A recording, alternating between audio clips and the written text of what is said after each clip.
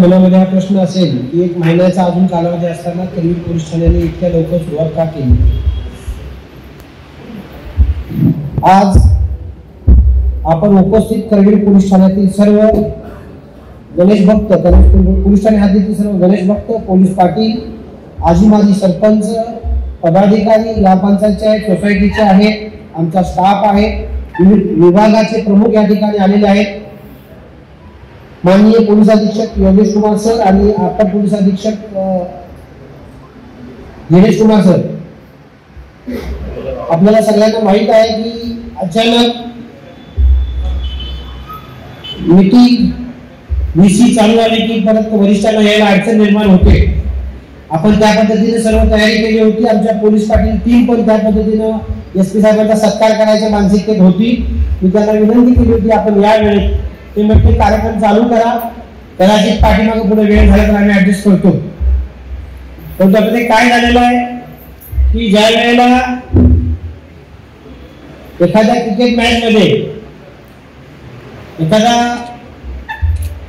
चांगला खेळाडू टीममध्ये चांगला खेळाडू असला की टीम चांगली असेल तर काही वेळेला कॅप्टन सुद्धा सांगतो की तुम्ही सुरुवात करा, मी जरा थोडंसं दुसरं काम करून येतो। तशी जबाबदारी, तसा विश्वास आपल्या करवीर पोलीस स्टेशनचा सर्व टीमवरती असल्यामुळे त्यांनी कुठलीही जबाबदारी असेल तर ते व्यवस्थित पार पाडतात। हा गाडा विश्वास असल्यामुळे त्यांनी सांगितलं तुम्ही करू शकता, काही अडचण नाही आहे।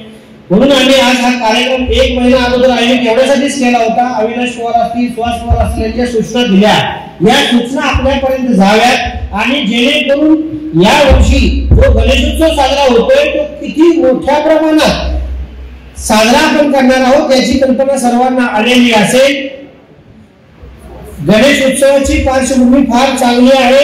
2025 चा गणेशोत्सव हा एक महिना बाकी असताना आपण मीटिंग घ्यायचा उद्देश पण तोच आहे आपला की जेणेकरून त्या गणेश उत्सवामध्ये निर्विघ्न तो गणेशोत्सव पार पाडला जावा। कोल्हापूर जिल्ह्यातील जवळजवळ 1000 मंडळ, सगळ्यात जास्त मंडळ करवीर पोलीस ठाण्यामध्ये सार्वजनिक मंडळ प्रस्थापित होत असतात।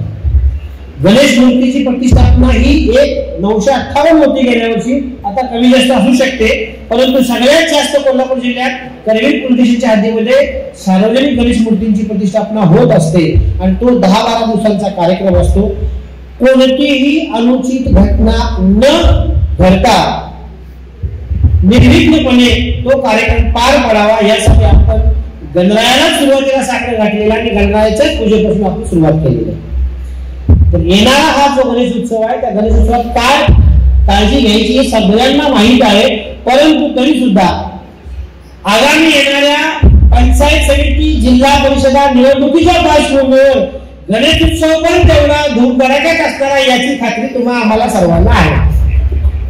आनंदोत्सव असल्यामुळे आपण आनंदोत्सवामध्ये सर्वांना सहभागी करावं। गेल्या वर्षी आपण एक गाव एक अंमलदार अशी दत्तक योजना अंमलात आणली होती। पारंपरिक वाद्यांना घेऊन तो गणेश उत्सव साजरा व्हावा अशी आपली संकल्पना होती। संबंधित विभागाचे आता मला वाटतं जिल्हा परिषदेचे पण सार्वजनिक बांधकाम विभागाचे पदाधिकारी आहेत, महसूलचे आहेत, एमएससीबीचे आहेत, या सगळ्यांना घेण्याचा उद्देश हाच आहे की गणेश उत्सव सुरुवात जिथे प्रतिष्ठापना आहे, जिथे विसर्जन आहे, तिथले रस्ते असतील, लाईटची व्यवस्था असेल, आरोग्य विभागाची व्यवस्था असेल, पाण्याचा प्रवाह असेल, इतर सर्व व्यवस्था ह्या चांगल्या प्रकारे दिल्या जाव्यात जेणेकरून गणेशोत्सव साजरा करताना कुठेही अडचणी निर्माण होणार नाही।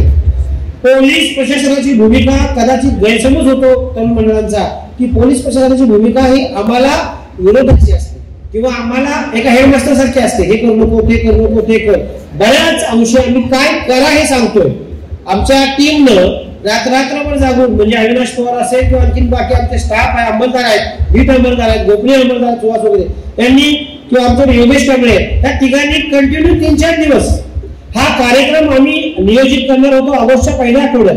परंतु प्रॉब्लेम काय होतो, तुम्ही म्हणताय साहेब काय करायचं, ते स्पीकर परवाना किंवा डीजेचा ह्याचा ते वाद्य, परत कार्यक्रम यांना मी ऍडव्हान्स दिला, हे झालं ते झालं, अशा अनेक गोष्टी घडतात। माझी विनंती आहे आपल्याला, आनंदोत्सव असा असतो की घरातील आबालवृद्ध त्यामध्ये सहभागी आनंदी असतात। आनंदोत्सव असा असता कामा नये की गावातील वयस्कर माणसांनी, म्हाताऱ्या माणसांनी, आजारी माणसांनी गाव सोडून जायचं की तुमचा निवडणूक आहे म्हणून हा आनंदोत्सव असू शकत नाही.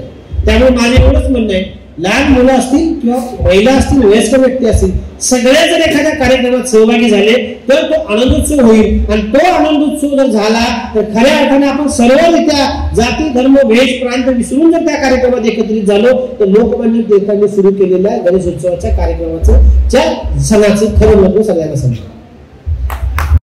गणेशोत्सव 2025 हा जो गणेशोत्सवाचा जो आनंदोत्सव व्हावा याकरिता राज्य शासन असेल, केंद्र शासन असेल किंवा आमच्या प्रभागातील माननीय पोलीस अधीक्षक गुप्ता आणि सूचना दिल्या होत्या, मार्गदर्शन केलं होतं. त्या अनुषंगाने तरी पोलीस ठाणे हद्दीतील जे सार्वजनिक मंडळ आहेत किंवा जे लोक गणेशोत्सव साजरा करतात, गणेश मूर्तीची प्रतिष्ठापना करतात, जसे विसर्जन मिरवणूक असतात, विविध कार्यक्रम असतात, याच्यामध्ये सर्वोच्च न्यायालयाने ज्या गाईडलाईन्स ध्वनी प्रदूषणाच्या बाबतीत घालून दिलेले आहेत त्याचं पालन करण्यामध्ये, तसेच पर्यावरणपूरक आणि संस्कृतीला जपून ओंगळवाना स्वरूप न धारण करता तो गणेशोत्सव पार पाडला जावा. आणि त्या गणेशोत्सवामध्ये जाती धर्म प्रांत वेश भाषा याचं कुठलंही बंधन असता कामा नये.